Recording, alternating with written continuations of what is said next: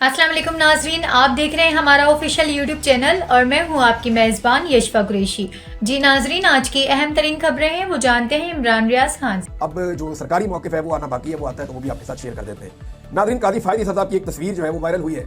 ये जरा तस्वीर आप देखें, ये पहचाने नहीं जा रहे ना आपसे, ये काजी फायद ईसा साहब है। अंदाजा कीजिए आप, अब ये शख्स पहचाना भी नहीं जा रहा। पता है क्यों? लेकिन पूरा हुलिया ही बदला हुआ है। जैसे कपड़े काजी फायद ईसा ने पहने हुए हैं, ऐसे कपड़े तो ये कभी पहनते ही नहीं थे। शलवार कमीज वेस्ट कोट कौमी लिबास है, पहनना चाहिए। लेकिन आप ये देखें कि उन्होंने ये कपड़े इससे पहले उनको ऐसे नहीं देखा नॉर्मली, तो ये उस तरह के कपड़े उन्होंने पहने हुए हैं। दूसरा आप देखें, इनके सर के बाल बहुत छोटे छोटे हैं, बिल्कुल ही जैसे मशीन फेरी हुई होती है। फिर अगर आप दाढ़ी के बाल देखें तो काजी साहब की पहले दाढ़ी जो है वो थोड़ी सी लंबी हुआ करती थी, अब बिल्कुल ही ना होने के बराबर बिल्कुल छोटी छोटी दाढ़ी है। और जो ऐनक काजी फायद ईसा साहब ने लगाई हुई है, ये ऐनक हुलिया बदलने के लिए ऐसा लगता है लगाई है कि इस ऐनक को पहनने के बाद काजी साहब बिल्कुल ही नहीं पहचाने जा रहे कि ये वो वाला आदमी है जिसने चीफ जस्टिस ऑफ पाकिस्तान के तौर पर तबाही फेरी हुई थी। अब ये फोटो दो लोगों के साथ जब काजी साहब के सामने आई तो फिर उसके बाद काजी साहब की जो लोगों ने तबाही फेरी है, मुझे कुछ चीजें याद आ गई। यानी ऐसा लगता है देख के कि वो हुलिया बदल के अपना फिर रहे हैं। हो सकता है उन्होंने उम्रा किया हो काजी साहब ने और सर के बाल जो है वो मुंडवाए हो, लेकिन ये भी मुमकिन है कि, लेकिन दाढ़ी जैसे छोटी होगी ना तो ये एक अलग कहानी है, इसको उसके साथ आप नहीं जोड़ सकते। जैसे ऐनक तब्दील हुई है, बज़ाहिर ऐसे लगता है कि काजी फायद ईसा ने अपना हुलिया तब्दील किया है और वो नहीं चाहते कि लोग उन्हें पहचाने। क्योंकि देखिए, यूरोप में पाकिस्तान से बाहर आप कहीं भी जाते हैं, आप एयरपोर्ट पे जहाज़ों में आप ट्रैवल करते हैं तो बड़ा मुश्किल हो जाता है जब आपने लोगों के बारे में ऐसे गलीज फैसले किए हो। बतौर जज उन्होंने नाइंसाफियों की दास्तान रकम की है, हर वो जुल्म किया है जो कोई और जज नहीं कर पाया। और सबसे ज़्यादा मुझे जो बात याद आई काजी साहब की ये तस्वीर देखकर, काजी साहब ने एक दिन रिमार्क्स दिए थे कि किचन की गर्मी बर्दाश्त नहीं होती तो किचन को छोड़ दे, बाहर निकल जाए। तो अब काजी साहब के लिए पूरी दुनिया की किचन बनी हुई है, पूरी दुनिया की ज़मीन काजी साहब के लिए गर्म है और काजी साहब हुलिया बदल के फिरते हैं। और इमरान खान साहब का भी एक बयान मुझे याद है। इमरान खान साहब ने कहा था कि ये लोग मुंह छिपाते फिरेंगे, और देखें आप, वो जो उनकी असली शक्ल है उसको उन्होंने छुपाया है। एक नई शक्ल के अंदर काजी फायद साहब को नजर आए। थोड़े दिन पहले एक और भी काजी साहब के बारे में बयान की गर्दिश कर रहा था कि शायद काजी साहब पछता रहे हैं जो कुछ उन्होंने किया पाकिस्तान के साथ। लेकिन नहीं, ऐसा हो नहीं सकता। अगर पछता रहे होते तो जब वो कुर्सी में बैठे थे तो कुछ तो ऐसा करते।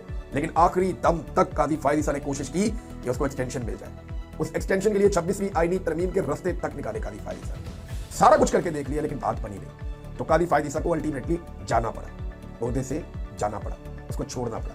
और बड़ी बेदिली के साथ वो गए हैं, क्योंकि उन्होंने कभी नहीं कहा कि मैं इस ओहदे पे एक्सटेंशन नहीं लूंगा। गोल मोल बयान देते थे, वो कहते नहीं थे। सिद्दीक जान साहब की बात मुझे याद आई जिसमें उन्होंने लिखा था कि ये किरदार तारीख के कूड़ादान में जाएगा। अब ये मकाम इबरत है तमाम उन लोगों के लिए जो कुर्सी पे बैठ के ये समझते हैं कि वो खुदा बन बैठे, जिन्हें कुर्सी पे बैठ के ये लगता है कि इस सुबह की कभी शाम नहीं आनी। हर आदमी का एक जवाल होगा। आज आप देखें कि जनरल कमर जावेद बाजवा या जनरल नदीम अंजुम वो पूरी दुनिया में पाकिस्तानियों को फेस नहीं कर सकते। काजी फायद ईसा पूरी दुनिया में पाकिस्तानियों को फेस नहीं कर सकता, नहीं कर सकते ना।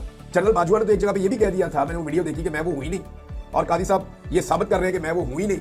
आप अंदाजा करेंगे जब आपको अपनी जात, अपनी शख्सियत छुपानी पड़ जाए तो आपने क्या काम किए होंगे जिनकी वजह से आप यहाँ तक पहुंच गए हैं। आपने कितना जुल्म किया, एक पॉलिटिकल पार्टी से उसका निशान छीन लिया, जबरदस्ती का रिजीम चेंज ऑपरेशन करवाया, इंसानी हकूक की पामानियों पे आप खामोश रहे, जबरी गुमशुदगियों पे आपने कोई फैसला नहीं दिया। आप आलाकार बने रहे एस्टेब्लिशमेंट के, और आपने हर वो काम किया जो एस्टेब्लिशमेंट को और इमरान खान साहब के पॉलिटिकल अपोनेंट्स को सूट करता था। आप उनके साथ खड़े हो गए। नाज़रीन, बिलाखिर अहमद नूरानी साहब की वालिदा ने पुलिस और अदलिया से मायूस होकर इंसाफ ना मिलने पर army chief general Syed Asim Munir साहब से अपील कर दी है और ये कहा है कि सिर्फ आप ही ये कर सकते हैं, मेरे बेटों को आप बादियाब करवा दें। जो अहमद नूरानी साहब ने किया या कहा, मैंने उन्हें पहले भी मना किया था और मेरा उससे कोई ताल्लुक नहीं है, ना उसके भाइयों का उससे कोई ताल्लुक है, लिहाजा आप उन्हें छुड़वा दें, आपकी बड़ी मेहरबानी। अब ये एक माँ क्यों अपील कर रही है? देखें, 10 दिन 11 दिन की फिर डेट दे दी है जज साहब ने। 7 अप्रैल को अब मैं ये केस सुनूंगा, जज साहब ये कह रहे हैं। ये बड़ा नॉर्मल कर दिया है जबरी तौर पे किसी को लापता करना। सोचिए अगर जज साहब का अपना बेटा लापता हो जाए या उनकी अपनी बेटी लापता हो जाए या जज साहब को ही लापता कर दिया जाए, तो जज साहब क्या इतनी लंबी लंबी तारीखें देंगे? कभी अपने बच्चों को रख के सोचिए कि जो लोग लापता होते हैं उनकी फैमिलीज पे, उनके घर वालों पे क्या गुजरती है, उस तकलीफ को कभी आप महसूस कीजिए। बहरहाल जज साहब ने लंबी डेट दे दी है और देखिए इसमें एक चीज़ बड़ी क्लियर है कि अहमद नूरानी की वालिदा ने वज़ीर आज़म को नहीं कहा, सदर को नहीं कहा, उन्होंने डायरेक्ट आर्मी चीफ को कहा। तो आप इसका मतलब समझ जाएं कि कौन क्या कर रहा है इस मुल्क में और कौन क्या कर सकता है, सारे इख्तियारात किसके पास है, और जबरी गुमशुदगियों में अगर कोई गया तो वापस लाने की उम्मीद लोग किसकी तरफ ले जाते हैं। यानी अदालतें हमें इंसाफ दे नहीं सकती, पुलिस दे नहीं सकती, लोग मायूस हैं। और ये फिर स्टेटमेंट जो है वो दिलवाया गया। यानी अहमद नूरानी की वालिदा से रब्ता कर रहे थे कुछ दोस्त, हमारी दोस्त हैं, और वो ये कह रहे थे कि बीच का रास्ता निकालते हैं, माजी आप एक स्टेटमेंट तो जारी करें, आप एक बयान तो दें ताकि हम जाएं लेकर बयान और जाकर कहें जी ठीक है, ये देखिए इन्होंने कह दिया कि हमारा अहमद नूरानी से कोई ताल्लुक नहीं है, इनको आप छोड़ दें मेहरबानी करके। अहमद नूरानी पे आपने केस करना, जाके आप अमेरिका में केस कर दें, जहाँ पे वो रहते हैं वहाँ जाके केस कर दें। गलत खबर है तो जाके वहाँ केस कर दें। अब ये जो है कुछ लोगों ने कोशिश की है और अहमद नूरानी साहब की वालिदा ने ये स्टेटमेंट दिया है।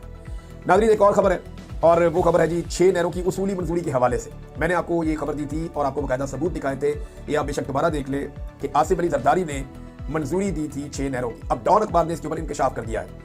डॉन अखबार मिनट्स निकाल के ले आया उस मीटिंग की और उसने कहा जी कि आसिफ अली जरदारी ने वो 6 नहरें बनाने की असूली मंजूरी दी थी जिनके खिलाफ पाकिस्तान पीपल्स पार्टी आजकल एहतजाज कर रही है।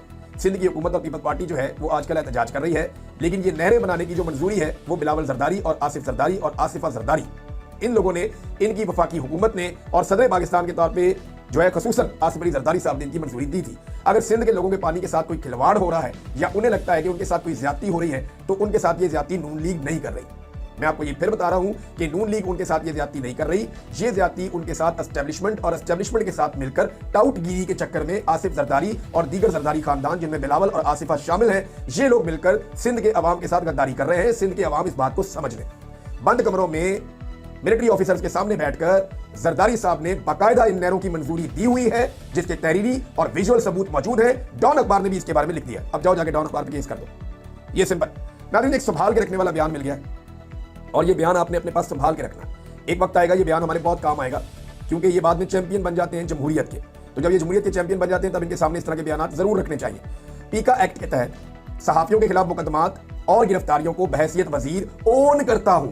ये कौन कह रहा है? तलाल चौधरी। ये बयान अपने पास रख लीजिएगा बस कि पीका एक्ट के तहत जो कुछ भी सहाफियों के साथ हुआ, गिरफ्तारियां हुई, जो उनके खिलाफ मुकदमात हुए, उसको बतौर वजीर मुस्लिम लीग नून ने ओन कर लिया है। और ये तलाल चौधरी जो नवाज शरीफ की और मरियम के बहुत करीब है, इस शख्स ने ओन किया है। तो ये रिकॉर्ड के ऊपर रखना है और हमने हमेशा इसको याद रखना है, ये बहुत जरूरी है। ये ना हो कल को ये कहें जनाब कि ये जुल्म हो गया, वीडियो पे पाबंदी लग गई, ये फलां चीज क्यों हो गई, ये चीज क्यों हो गई। अब नवाज शरीफ की अब हालत देखें कि जिन्होंने कौमी सलामती कमेटी के इजलास में इसलिए शिरकत नहीं की बकौल उनकी पार्टी के कि वो बीमार थे, वो अब गवाल मंडी गए हैं अपने दोस्तों से मिलने और पुरानी यादें ताज़ा कर दें।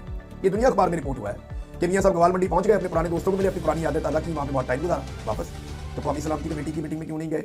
ये सब जानते हैं क्यों नहीं गए। क्योंकि मियां साहब यास्मीन राशिद से हारने के बाद किसी को भी फेस नहीं कर सकते, किसी का भी सामना नहीं कर सकते और वो एक दुखी आत्मा बन के भी दिखाते हैं कि मैं बहुत नाराज हूं, मेरे साथ बड़ी ज्यादती की गई। हालांकि कोई ज्यादती मियां साहब के साथ नहीं हुई। उन्होंने 2 नंबर और धांधली वाले तरीके से अपनी बेटी को वज़ीर आला और भाई को वज़ीर आज़म लगवाया है। नाज़रीन, कुछ स्टेटमेंट्स हैं जो शेख वकास अकरम साहब ने दिए हैं। एक तो इन लोगों ने फैसला किया कि ईद के फौरन बाद तौहीन अदालत की दरखास्त लेकर जाएंगे अडियाला जेल इंतजामिया के खिलाफ, क्योंकि उन्होंने अदालती फैसले पर अमल दरामद होने ही नहीं दिया। लार्जर बेंच ने कहा कि इनकी मुलाकात करवाओ, मुलाकात करने पहुंचे, उन्होंने मुलाकात ही नहीं करवाई। जूते की नोक पर अदालत का फैसला। तो लार्जर बेंच के फैसले की इससे ज्यादा तौहीन हो ही नहीं सकती, तजलील हो ही नहीं सकती। लेकिन जज अगर बेइज्जती महसूस करें तो उनको तो इसके ऊपर खुद नोटिस लेना चाहिए था। लेकिन पीटीआई कह रही है कि हम ईद के बाद जो पहला वर्किंग डे है हम जाएंगे और जाकर इसके ऊपर आवाज उठाएंगे। शेख वकास अकरम साहब ने कुछ जुल्म और ज्यादतियां जो हुई हैं